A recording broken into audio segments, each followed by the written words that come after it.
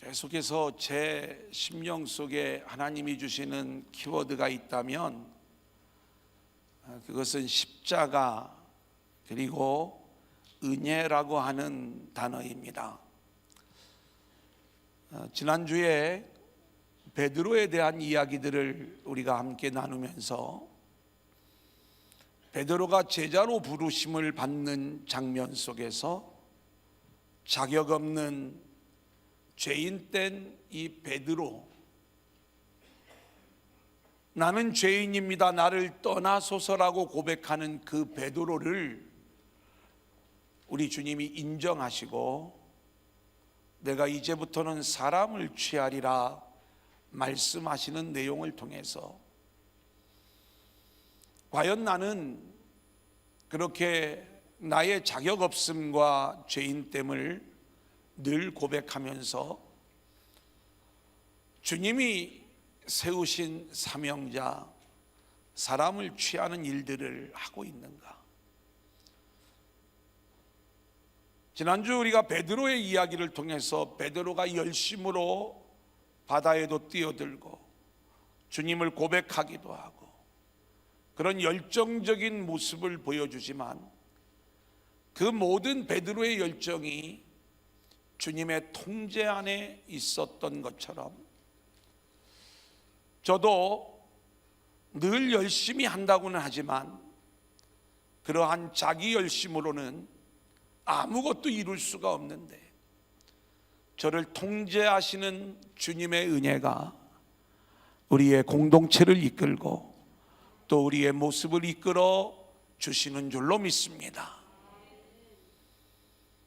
아무리 큰 결심을 해도 베드로처럼 결국 주님을 부인하고 배반할 수밖에 없는 그러한 모습이지만 우리가 지난주에 함께 나누었던 것처럼 그러한 우리의 부인과 실패의 모습도 내 결심대로 되지 아니하고 주님의 말씀대로 된 것이 은혜인데 주님은 그러한 모습을 통해서 철저히 우리의 열심이 아닌 우리 주님의 전적인 은혜로 구원의 세계가, 하나님의 나라가 이루어지는 것을 우리에게 말씀해 주고 있는 것입니다.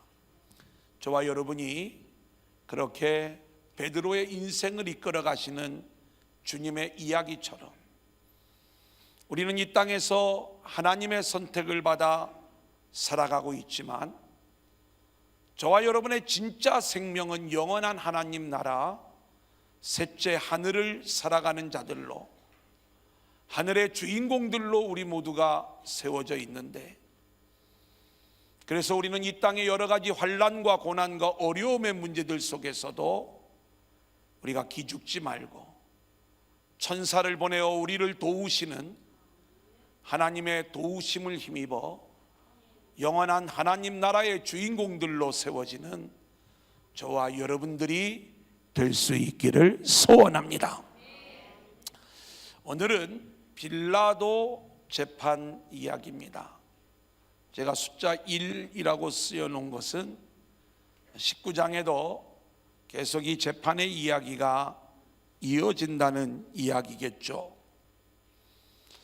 예수님을 유대인들이 고발해 오고 있습니다. 고발하는 그 고발의 제목은 행악자라는 거예요. 이 행악자라는 말 속에 담겨져 있는 놀라운 복음이 있습니다. 행악자로 고발되어져 온 예수님을 빌라도는 유대인의 왕이 아니냐라는 질문으로 예수님을 재판하고 있어요. 성경은 놀랍게도 예수님이 유대인의 왕으로 오셨고요, 유대인의 왕으로 오신 주님을 빌라도는 유대인의 왕이라는 제목으로 재판을 하고요, 그리고 실제로 주님이 십자가에 달려 돌아가실 때 그 위에 유대인의 왕이라고 하는 죄명이 적혀 있었던 것을 보게 돼요. 유대인의 왕, 이 안에 담겨져 있는 놀라운 복음의 비밀이 있어요. 우리가 이 내용을 두 번째 대제에서 함께 나누어 볼 것입니다. 예수님을 재판하는 빌라도는 예수님의 죄목을 찾을 수가 없었어요. 그래서 예수님을 놓아주려고 하는 마음을 비추는데, 유대인들은 예수님이 아닌 바라바를 놓아달라는 거예요. 유대인의 왕, 아무 죄 없으신 예수님이 십자가에 달리심으로 진짜 죄인인 바라바가 살아나는 복음의 이야기가 오늘 말씀 속에 또 담겨져 있는 모습을 우리는 보게 됩니다. 빌라도의 재판은 이렇게 예수님을 십자가에 못 박는 단순한 재판 이야기가 아니라 이 속에 놀라운 우리를 구원하시는 하나님의 구원의 이야기가 담겨져 있는 거예요. 저와 여러분 모두가 오늘 말씀 속에 담겨져 있는 복음의 이야기를 깨닫고 큰 은혜 받으면서 그 복음을 붙잡고 일어서는 귀한 시간들이 될 수 있기를 소원합니다. 첫 번째로 한번 따라해 볼까요? 행악자 28절입니다. 같이 읽을까요? 시작. 그들이 예수를 가야바에게서 관정으로 끌고 가니 새벽이라 그들은 더럽힘을 받지 아니하고 유월절 잔치를 먹고자 하여 관정에 들어가지 아니하더라. 여러분, 유월절 새벽입니다. 그러니까 얼마나 이 시간이 급박하게 흐르고 있는지, 이들은 그들의 유월절을 지키기 전에 예수님을 완전히 십자가에 못 박고자 하는 그 계획에 밤을 새워가며 새벽에 이제 빌라도의 관정으로 예수님을 끌고 가는 거예요. 근데 문제가 생겼습니다. 빌라도는 이방인이에요. 이방인의 관정에 들어가면 이 유대인들은 자신들이 부정해진다고 생각을 하기 때문에 들어가지 않고, 그리고 예수님을 고발하고 있는 장면을 보게 돼요. 이들이 얼마나 율법에 열심이었는지 철저히 율법을 지켜가면서 하나님의 아들로 오신 예수님을 행악자로 고발하고 있는 거예요. 빌라도가 이 유대인들을 배려합니다. 그래서 본인이 밖으로 나와 유대인들의 이야기를 듣는 거예요. 29절 같이 볼까요? 시작. 그러므로 빌라도가 밖으로 나가서 그들에게 말하되 너희가 무슨 일로 이 사람을 고발하느냐. 빌라도는요, 지금 새벽같이 찾아온 유대인들의 이야기를 들어주는 거예요. 무슨 일로 예수를 고발하고 있느냐 묻는 거죠. 이때 유대인들이 이렇게 예수님을 고발합니다. 30절 시작. 대답하여 이르되 이 사람이 행악자가 아니었더라면 우리가 당신에게 넘기지 아니하였겠나이다. 여러분, 이 유대인들의 모습을 우리가 좀 가만히 보십시오. 철저히 그들은 의로운 자의 모습으로 율법을 끝까지 지켜가고 있어요.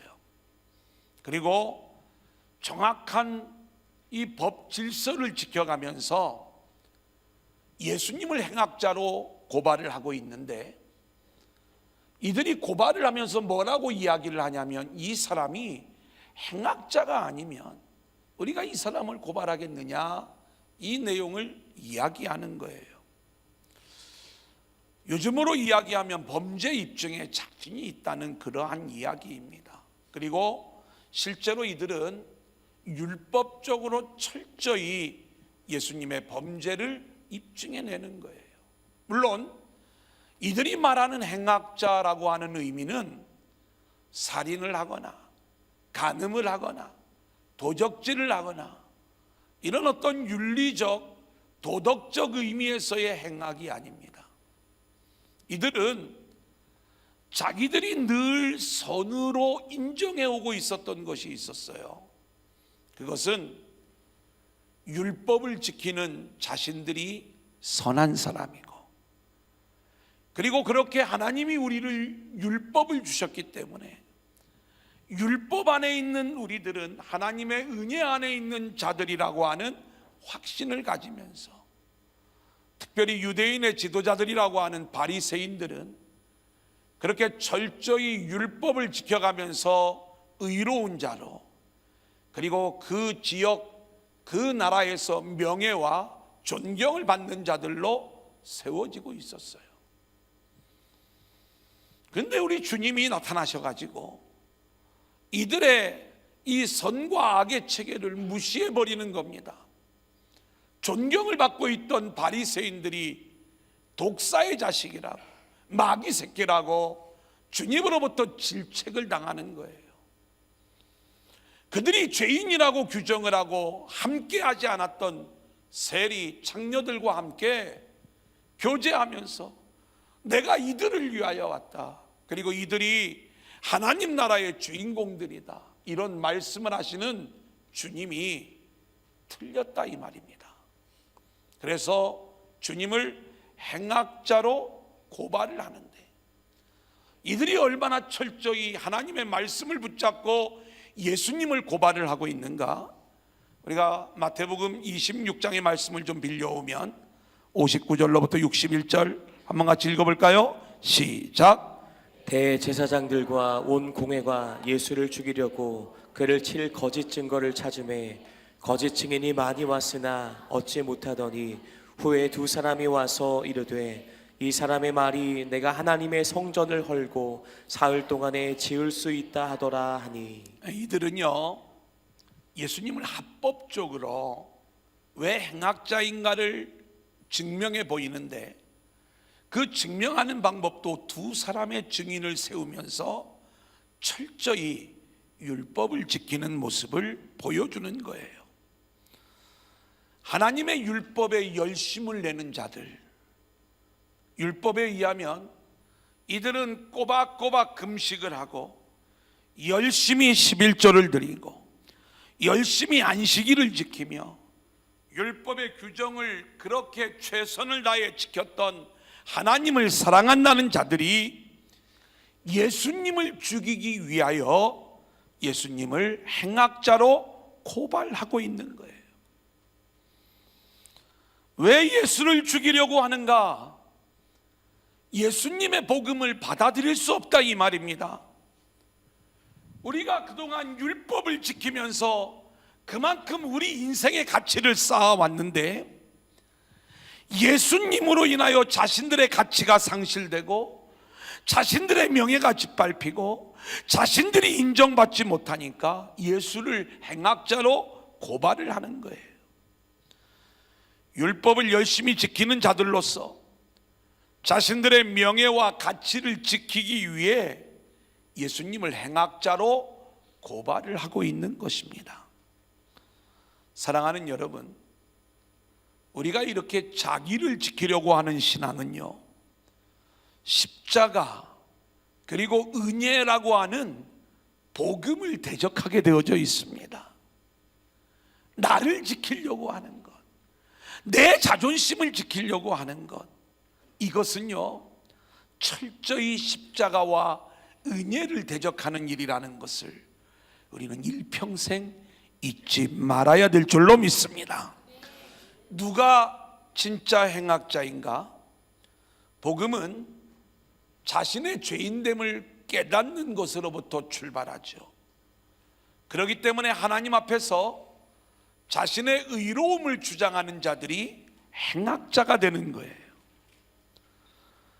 우리 주님이 죄인인 저와 여러분의 죄를 해결해 주시기 위하여 십자가를 지셨는데, 그렇게 자신의 죄인됨을 거부하고 자신의 의를 주장하는 자들은 진짜 우리 주님의 십자가 앞에서 행악자라는 것을 이야기해 주는 거죠.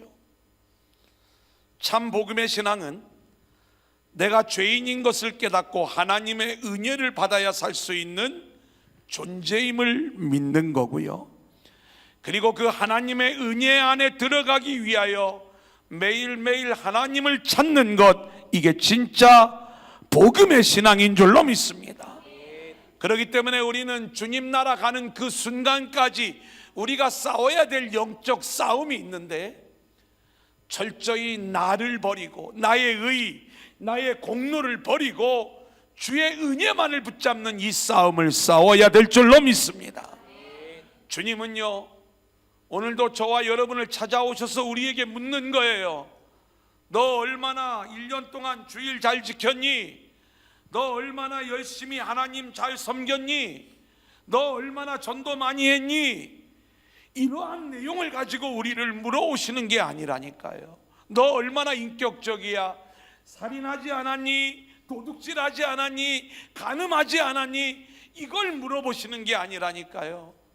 주님은요, 저와 여러분에게 한 가지 물어보세요. 너 정말 하나님을 사랑하고 있니?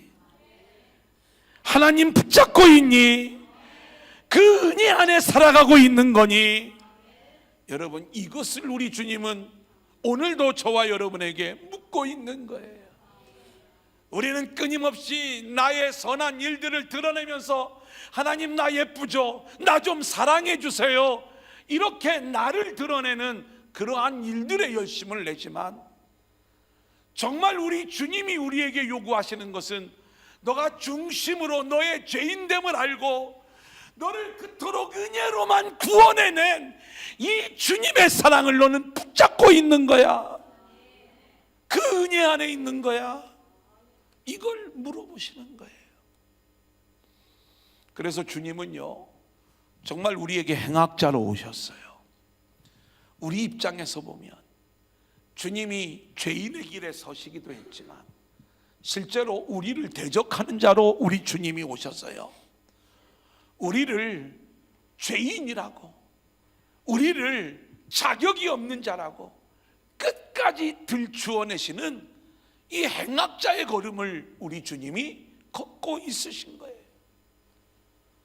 유대인들은 예수님이 진짜 잘못됐다고 행악자로 고발하고 있지만, 아이러니하게도 역설적으로 진짜 주님은 우리의 대적이 되셔서 십자가에서, 그리고 우리와 늘 함께 하시는 그 자리에서 너는 죄인이야, 너는 자격이 없는 자야, 너는 죄로 인하여 죽을 수밖에 없는 그러한 존재야, 이것을 끊임없이 우리에게 말씀해 주시는 분이 우리 주님이신데, 실제로 우리는 이스라엘 역사를 바라보면 하나님이 이스라엘 백성들에게 은혜를 부으시죠. 그들이 출애굽을 하여 광야로 들어왔을 때 먹을 것이 없어 하나님을 원망해요. 하나님이 하늘에 만나를 내려주시는데, 여러분, 그 놀라운 은혜를 체험하면서도 이스라엘 백성들은 여전히 하나님을 원망하는 거예요. 왜요? 하나님은 그 만나를 통해서 너희가 살아가는 것은 이렇게 내 은혜로 살아가는 거란다. 그래서 하나님은요, 만나를 1년치씩 안 주는 거예요. 하루에 하루 분량만 거두게 하면서 하나님의 말씀을 붙잡는 훈련을 시키는 거고, 너희가 내 은혜로 내 말씀으로 살아가는지 안 살아가는지를 훈련시키는 거예요. 이게 우리 주님의 방법이에요. 그런데 우리는 내 기준을 내려놓지 않아요. 왜 하나님 그렇게 일하시느냐는 거예요. 내가 걱정하지 않도록 한 달치 1년치 좀 채워달라는 거예요. 이렇게 일하시지 않는 그 하나님에 대하여 우리는 원망하고 불평하는 자가 되는데, 여러분, 그렇게 하나님의 은혜가, 만나가, 말씀이 우리 안에 쏟아질 때 우리는 그 은혜를 누리면서도 여전히 원망하고 불평할 수밖에 없는 죄인된 자로 드러나는 것, 이것이 저와 여러분을 향한 우리 주님의 고발이 되는 겁니다. 우리 주님은요, 급기야 십자가 위에서 저와 여러분의 모든 죄를 대신 짊어지시고 죄 없으신 주님이 돌아가시는 방법을 통해서 너희들이 죄인이기 때문에 그 죄의 문제를 해결하기 위해 내가 이렇게 십자가를 지는 거야. 이 구원의 비밀은 예수를 믿을 때만 우리에게 적용되는 게 아니고, 우리는 매일매일의 삶 속에서 나를 드러내고 나를 자랑하고 그렇게 나를 앞세우는 우리들의 그러한 우리의 모습들을 십자가에 달리신 주님 앞에서 나는 죄인이고 그 은혜만이 나를 이끌고 계시고 나를 구원하고 계십니다. 우리가 매일매일 그렇게 주님의 은혜를 고백하고 그 은혜를 붙잡는 인생들로 세워져야 될 줄로 믿습니다. 두 번째 한번 따라해 볼까요? 따라합니다. 유대인의 왕. 유대인의 왕. 자, 그렇게 행악자로 우리 주님이 고발을 당하셨는데 빌라도는 예수님을 재판하면서 내가 유대인의 왕이냐 이렇게 질문하는 것을 보게 돼요. 어쩌면 이것이 정치적으로 민감한 입장에 있었던 빌라도에게는 정말 중요한 질문이었을지 모릅니다. 우리 33절 한번 같이 읽겠습니다. 시작. 이에 빌라도가 다시 관정에 들어가 예수를 불러 이르되 내가 유대인의 왕이냐. 예, 이 빌라도의 입장을 우리가 좀 더 자세히 알 수 있는 빌라도의 보고서라는 문서가 발견이 되어서 그 많은 내용들을 다 설명을 해드릴 수는 없지만 왜 빌라도가 이런 재판을 했을까를 엿볼 수 있는 그러한 내용들이 있습니다. 빌라도는 로마 황제의 통치 아래에 있는 이 유대 나라의 총독이었어요. 총독으로 부임해 왔지만 사실 이 나라를 온전히 통치할 수 있는 군사력이 잘 미치지 않는 그러한 상황이었어요. 자, 그런 상황 속에서 이 빌라도에게는 늘 고민이 하나 있었는데 백성들의 전폭적인 지지를 받는 지도자가 나오면 그리고 그들이 무장봉기를 일으키면 이들을 제어할 수 있는 방법이 없겠구나. 그래서 계속해서 병력 지원을 요청을 하지만 그것이 뜻대로 되지 않는 그러한 상황이었어요. 그래서 이 빌라도는 당시에 예루살렘을 통치하는 유대 지도자들하고 결탁을 합니다. 거기에 바리새인들, 서기관들, 예루살렘 당국자들은 철저히 신앙을 지키며 의로운 모습으로 백성들에게 보이려고 하지만 그들의 이면에는 빌라도와 결탁을 하면서 철저히 이권을 나누어 먹고 그리고 그들의 권세와 권리를 누리는 모습으로 나타나는 거예요. 빌라도는 이런 예루살렘 당국자들이나 지도자들에 대해서는 전혀 두려움을 가지지 않았습니다. 근데 예수라는 분이 나타난 거예요. 많은 사람들이 예수님을 따라다니는 겁니다. 혹시 이 사람이 유대인의 왕이라는데 뭔가 정치적으로 이 백성들의 힘을 빌어가지고 왕이 되려고 하는 게 아니냐. 빌라도의 보고서에 의하면 요즘으로 말하면 프락치를 보내가지고 예수님의 동태를 감시하기도 하고 그렇게 예수님이 어떠한 방향으로 움직이는가에 민감한 반응을 보이는 게 빌라도입니다.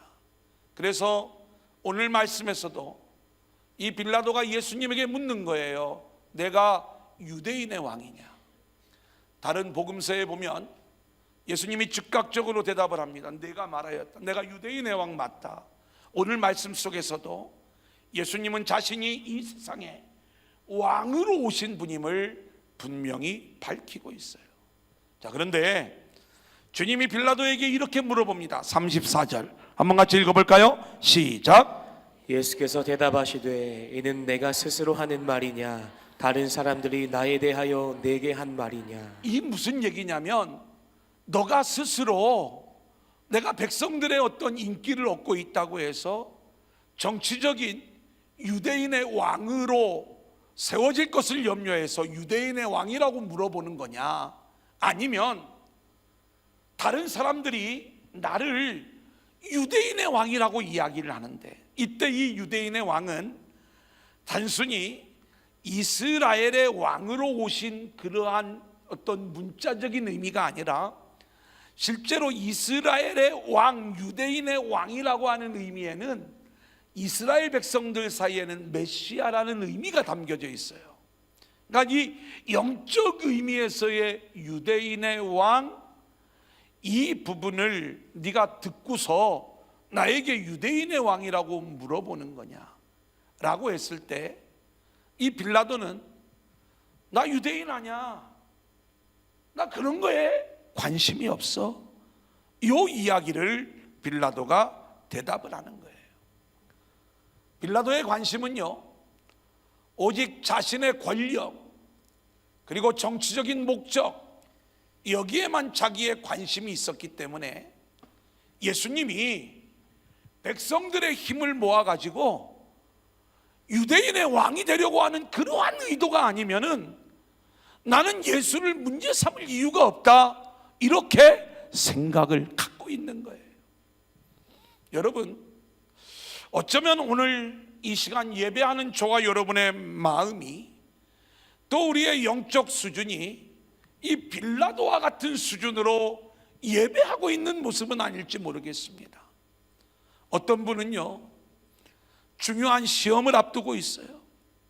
어떤 분은요, 육신의 연약함과 질병으로 인하여 너무 고통을 당하고 있어요. 어떤 분은요, 물질의 막힘으로 인하여 너무 힘들고 지쳐 있는 가운데 있어요. 우리는 이럴 때 나의 필요를 채워주시는 하나님, 그리고 나의 이 부분들을 해결해 주시는 하나님, 여기에만 관심을 갖고 있는 나머지 진짜 유대인의 왕이 담고 있는 이 하늘의 본질을 알지 못하고, 그 주님을 거절하고 주님을 무시하고 주님을 따르지 않는 그러한 영적 수준의 모습을 우리가 보여주고 있지는 않은 건지, 우리는 현재의 우리 입장에서 예수님을 바라보게 되면 빌라도와 똑같은 모습이 될 수밖에 없고, 내 입장이 이러니 하나님 나를 이렇게 도와주세요. 그런데 하나님이 그렇게 나를 도우시는 방법으로 일하지 않으면 주님을 행악자로 고발해버리는, 예수를 여전히 십자가에 못 박아버리는 그러한 진짜 행악자로서의 삶을 우리가 살고 있지 않은지 우리 자신을 돌아보아야 될 것입니다. 주님은 이렇게 얘기하세요. 우리 35절 하반절부터 한번 같이 보겠습니다. 내 나라, 시작. 내 나라 사람과 대제사장들이 너를 내게 넘겼으니 내가 무엇을 하였느냐. 빌라도는 궁금한 겁니다. 그럼 너가 그렇게 이 정치적으로 이 땅의 왕이 되려고 하는 일들이 아니면 너가 무슨 잘못을 하였기에 내 나라 지도자들이 너를 나에게 넘겼느냐, 이렇게 물어보죠. 그때 우리 주님은요, 주님이 왕으로 오신 것을 이야기하시는데 주님의 나라가 이 세상에 속하지 아니하였다라고 이야기를 하고 있는 거예요. 36절 37절 같이 봅니다. 시작. 예수께서 대답하시되 내 나라는 이 세상에 속한 것이 아니니라.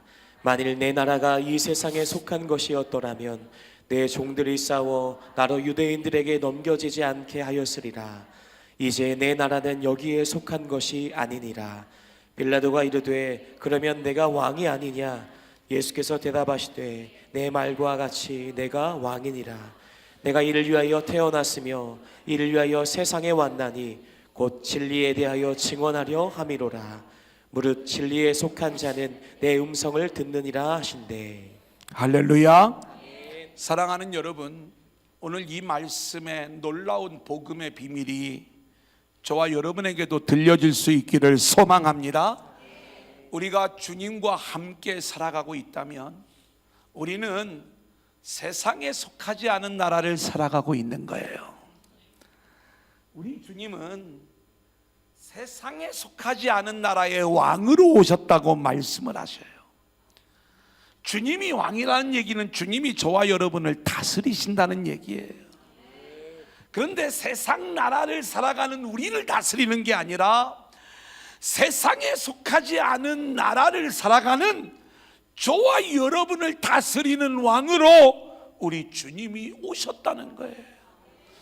여러분, 주님이 왕이신 이 세상에 속하지 않은 나라를 우리는 영원한 나라라고 이야기하고, 그 나라를 보이지 않는 나라라고 이야기하고, 보이지 않기 때문에 묵시라고 이야기를 하고, 그리고 그 나라가 저와 여러분에게 영의 눈이 열려서 보여지면 우리는 그 나라를 소망하는 인생들로 세워지게 될 줄로 믿습니다.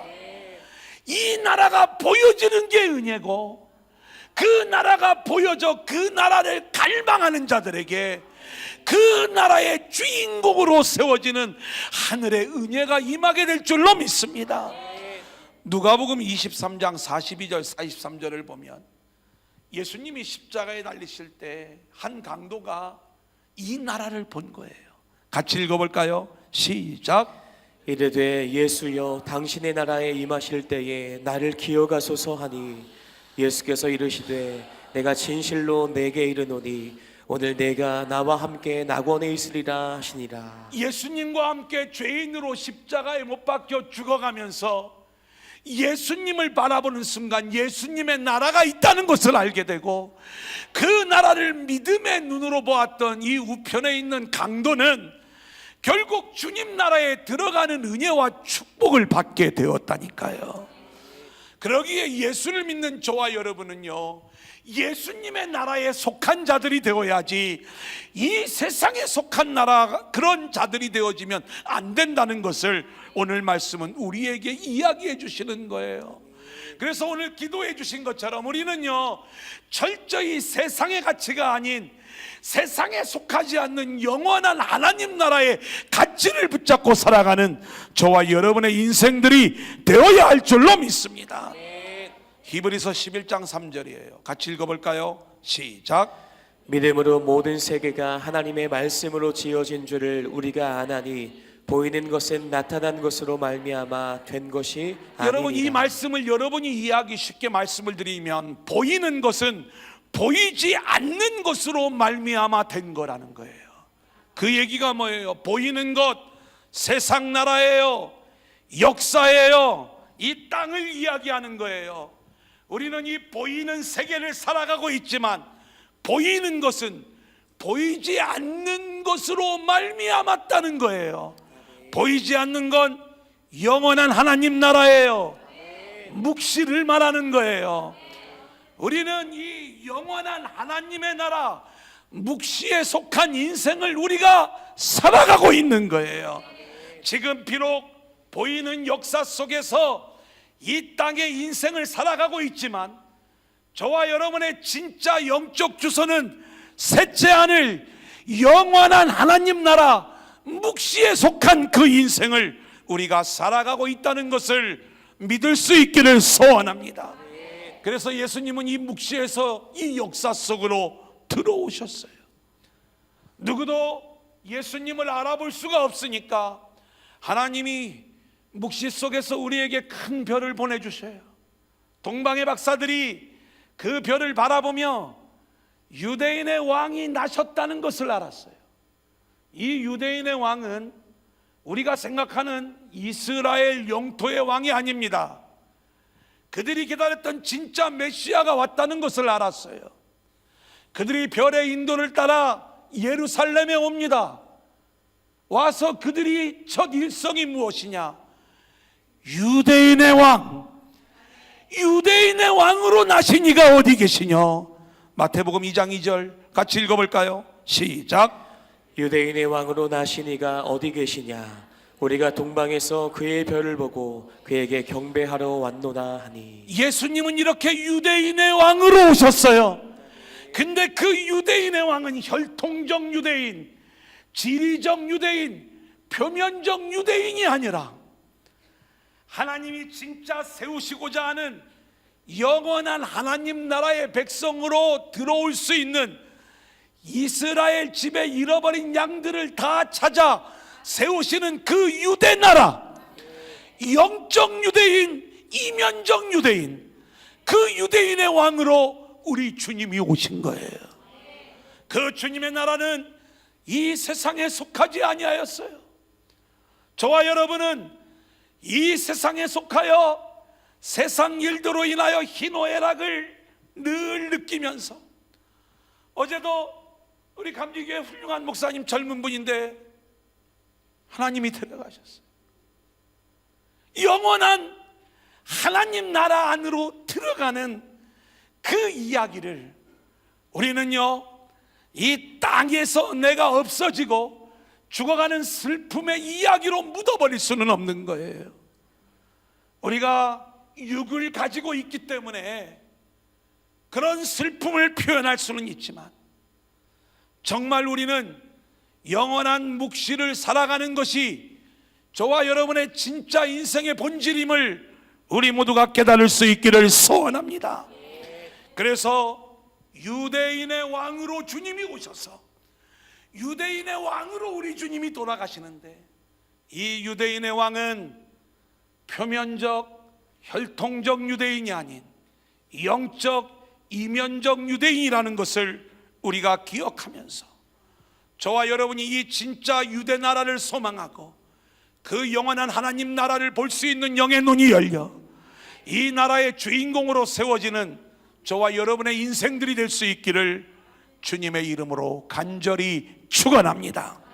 37절 한번 같이 읽어볼까요? 빌라도가 시작. 빌라도가 이르되 그러면 내가 왕이 아니냐? 예수께서 대답하시되 내 말과 같이 내가 왕이니라. 내가 이를 위하여 태어났으며 이를 위하여 세상에 왔나니 곧 진리에 대하여 증언하려 함이로라. 무릇 진리에 속한 자는 내 음성을 듣느니라 하신대. 여러분, 우리 주님이 이 세상에 왕으로 오셨어요. 그런데 이 세상에 왔지만 이 세상에 속하지 않은 나라의 왕으로 오셨어요. 그 유대 나라예요. 그런데 이 세상에 속하지 않은 나라의 왕으로 오셨다는 이 진리, 저와 여러분이 이 세상을 살고 있지만 이 세상에 속하지 않은 영원한 하나님 나라, 그 나라의 백성으로 우리를 부르신다는 이 주님의 진리, 저와 여러분이 진리에 속한 자가 되는 것은, 그렇기 때문에 우리가 땅의 세계를 살아가고 있지만 영원한 하나님 나라의 인생이 진짜 나의 인생임을 깨닫고, 우리가 그 나라의 백성으로 이미 세워져 있기 때문에 이 땅의 그 어떤 고난과 환난과 어려움 속에서도 주님으로 인하여 내가 자유하고 평강을 누리며 이곳에서도 하나님의 은혜를 누리는 자들로 세워지는 것. 할렐루야. 여러분, 이것이 진리에 속한 자의 참된 평강의 모습인 줄로 믿습니다. 근데 세상에 속한 자는요, 여전히 이 복음의 이야기가 안 들리는 거예요. 진리가 뭐냐? 38절입니다. 시작. 빌라도가 이르되 진리가 무엇이냐 하더라. 이 말을 하고 다시 유대인들에게 나가서 이르되 나는 그에게서 아무 죄도 찾지 못하였노라. 빌라도의 일성입니다. 진리가 무엇이냐? 다른 말로 이야기하면 진리가 밥 먹여주냐? 이 얘기예요. 보이지 않는 그 세계의 진리를 이야기할 때 보이는 세계에 갇혀있는 그 인생들은 결국 그 진리를 무시하고 진리가 밥 먹여주냐? 이 세상을 살아가는데 뭐가 유익이냐? 여러분, 복음이 진리예요. 복음이 밥 먹여주지 않아요. 하지만 우리는 복음에 속한 자들이 되는 것, 이게 은혜요 축복인 줄로 믿습니다. 우리 주님은 이 내용을 우리에게 말씀하시는 거예요. 결국 진리가 밥 먹여주냐라고 이야기하면서 자신의 유익을 위하여 예수님을 내어줬던 이 빌라도는요, 전승에 의하면 가룟 유다처럼 자살로 자기의 생을 마감을 하게 됩니다. 아무 죄 없는 예수님을 그렇게 십자가에 내어놓은 자신의 잘못에 대한 일말의 책임감이 스스로 자기의 목숨을 끊는 모습으로 나타났겠지만, 이렇게 이 땅에 속한 자들의 인생은요, 어떠한 모습으로도 하늘의 평강과 은혜를 누릴 수 없는, 결국 비참함으로 그의 인생을 마칠 수밖에 없는 결론을 우리에게 이야기해 주는 거예요. 마지막 세 번째입니다. 따라합니다. 바라바가 사는 길. 바라바가 사는 길 39절 40절 같이 읽어볼까요? 시작. 유월절이면 내가 너희에게 한 사람을 놓아주는 전례가 있으니 그러면 너희는 내가 유대인의 왕을 너희에게 놓아주기를 원하느냐 하니 그들이 또 소리질러 이르되 이 사람이 아니라 바라바라 하니 바라바는 강도였더라. 여러분, 빌라도는요, 어떤 면에서는 그가 현실주의자였다는 게 문제였지 양심은 있는 사람 같았습니다. 그래서 유월절 이스라엘의 절기를 존중해 주면서 내가 한 사람을 특사로 너희들에게 내어줄 수가 있는데 너희들이 유대인의 왕이라고 고소해온 이 사람을 좀 내어주면 어떻겠니? 이렇게 이야기를 하죠. 그때 이스라엘 백성들, 유대인들이 또 지도자들이 소리를 지르는 거예요. 예수가 아니라 바라바를 놓아달라는 겁니다. 여러분, 이 일로 인하여 실제로 의로우신 우리 주님이 죽으심으로 내몰리게 되고 예수의 죽으심으로 죄인인 바라바가 살아나는 그 일이 나타나게 되는 거예요. 너무 역설이지 않습니까? 빌라도는 세상 편이에요. 마귀 편이에요. 그런데 세상은, 마귀는 예수님을 살려주려고 하고요, 예수님을 풀어주려고 그래요. 그런데 반대로 하나님의 편이라고 자청하고 있는 유대인들은요, 오히려 예수님을 죽이라고 소리를 치는 거예요. 여러분, 이 모습 속에서 빌라도는 교회의 어떤 모습을 보겠습니까? 빌라도는요, 너무나도 잘 알고 있는 거예요. 당시의 종교 지도자들이, 유대 지도자들이 자신들의 기득권을 지키기 위해 자신들보다도 더 인기가 있는 이 예수님을 제거함으로써 자기들의 기득권을 지키고자 하는 그들의 시기와 질투와 탐욕의 마음을 빌라도는 너무나도 잘 알고 있는 거예요. 여러분, 우리는 오늘 이 말씀 속에서 빌라도의 조롱이 보이지 않습니까? 교회, 신앙인, 우리가 예수를 믿는다고 하면서 여전히 나의 의, 나의 명예, 나의 가치를 지키기 위해 우리가 그런 나의 가치를 지키는 싸움을 여전히 교회에서 하고 있다면, 신앙이라고 하는 것은 죽을 때까지 나의 의를 버리고 하나님의 은혜, 주님의 은혜를 붙잡는 싸움이라고 했는데, 우리의 그 연약함과 죄인됨을 인정하지 아니하고 여전히 나의 의로움을 자랑하는, 그것을 증거하는 장으로 우리의 모습들이 되어지고 있다면, 여러분, 세상 사람의 조롱, 빌라도의 조롱이 우리 안에 그대로 보여지는 그러한 모습을 우리는 피할 수가 없을 거예요. 세상 사람들이 더 잘 알아요. 교회는 싸우는 곳이래. 왜 싸워요? 잘났다고 싸우는 거죠. 그 길에서 사람들이 싸우면요, 여기서 싸우지 말고 교회 가서 싸워. 그런데 교회 가서 싸우라고. 오늘 말씀 속에 바라바가 살고 예수님이 죽는 이야기 속에 놀라운 복음의 원리가 담겨져 있어요. 의인의 죽음으로 죄인이 살아나는 것, 할렐루야. 이게 복음의 원리입니다. 그렇기 때문에 우리는 교회 안에서 죄인의 자리로 내려가야 될 줄로 믿습니다. 우리는 창세기 4장을 보면 가인과 아벨의 이야기를 우리가 알게 돼요. 이 얘기는 누가 예배 잘 드렸냐, 이 얘기를 우리에게 들려주는 이야기가 아닙니다. 하나님의 구원의 복음을 우리에게 들려주고 있어요. 가인이 자기의 열심을 가지고 하나님 앞에 나옵니다. 얼마나 열심을 다했겠어요. 그런데 하나님은요, 하나님의 세계가 우리의 열심으로 이루어지는 세계가 아니라 하나님의 은혜로 이루어지는 세계이기 때문에 가인의 열심을 거부하시는 게 당연한 거예요. 그게 하나님이 거절하셨어요. 분노합니다. 가인이 대충 예배드렸으면 분노하지 않았을 거예요. 자기의 열심이 거절당할 때 이 가인은 견딜 수가 없는 거예요. 아벨은요, 자신의 죄인됨을 알고 오직 하나님의 은혜를 붙잡는 믿음으로 하나님 앞에 예배를 드렸을 때 그의 재물이 그 아벨의 믿음을 보여준다고 이야기했잖아요. 하나님이 그 아벨을 받으시는 거예요. 가인은요, 그 분함을 이길 수가 없습니다. 그래서 창세기 4장 7절을 볼까요? 시작. 내가 선을 행하면 어찌 낯을 들지 못하겠느냐? 선을 행하지 아니하면 죄가 문에 엎드려 있느니라.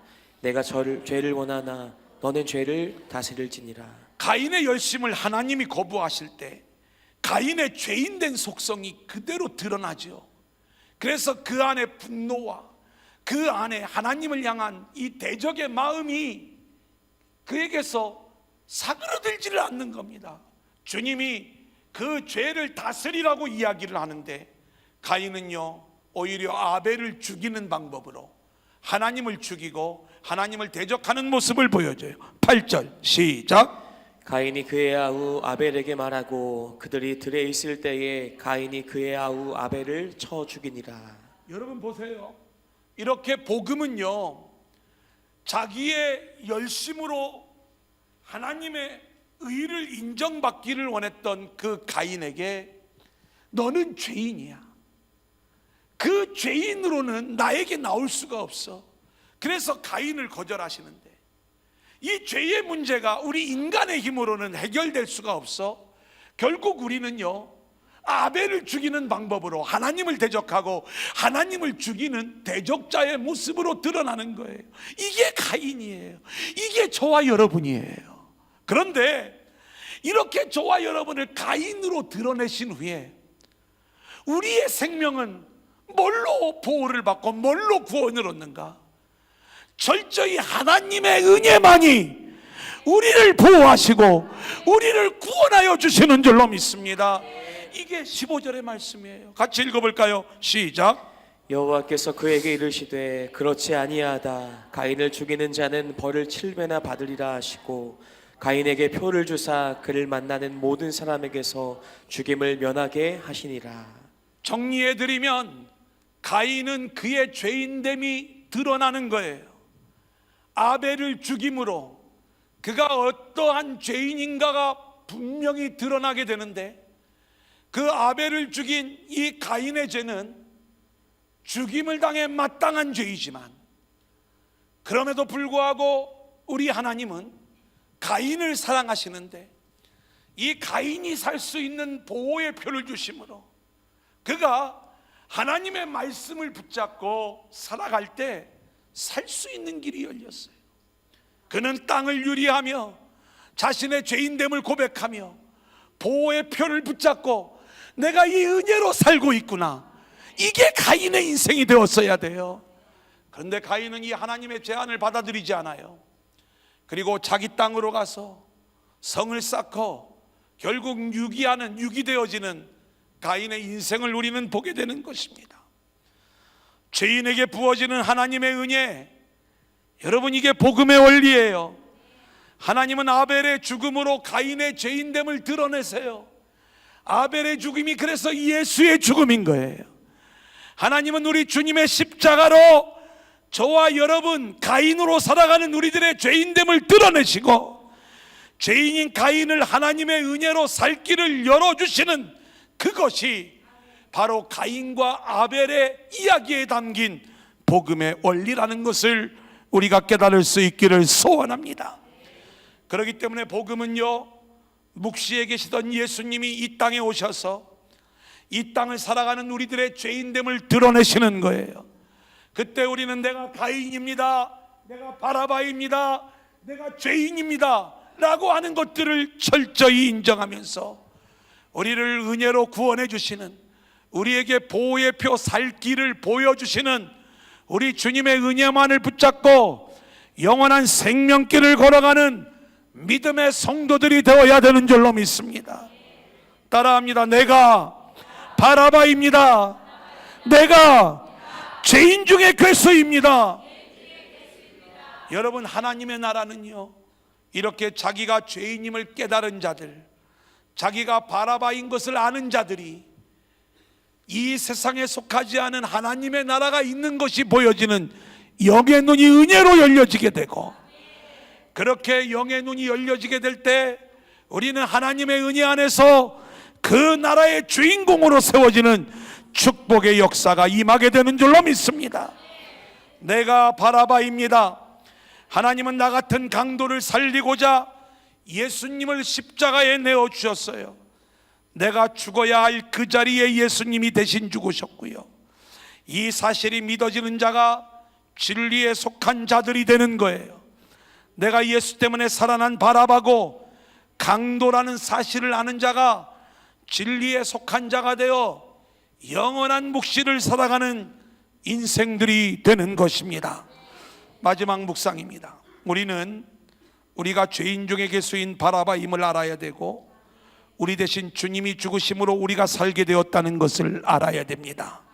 복음은 이렇게 죄인으로 드러난 우리들이 전적인 주님의 십자가의 은혜로 구원받은 존재가 되었다는 것을 말씀하는 거예요. 자, 이제 말씀을 정리합니다. 따라합니다. 행악자. 행악자. 실제로 우리는 행악자인데 우리가 예수님을 행악자라고 우기고 있어요. 그렇게 우리가 우기는 예수님이 실제로 우리에게 행악자로 오셔서 우리의 죄인됨을 드러내실 때에 우리는 진짜 나에게 행악이 있었구나, 이것을 깨닫고 늘 죄인됨을 인정하고 주의 은혜를 붙잡는 게 교회로, 성도로 일어나는 모습인 줄로 믿습니다. 두 번째 한번 따라합니다. 유대인의 왕. 유대인의 왕. 두 번째 내용에서 우리는 예수님을 정치적인 이유로 유대인의 왕이냐 이렇게 물어보았던 빌라도의 이야기 속에서 우리는 이 세상에 속한 나라의 구원자로 예수 그리스도를 섬기고 있는 이 땅에 갇혀 있는 우리들의 불신앙과 배도의 모습을 이 빌라도에게서 볼 수 있어야 됩니다.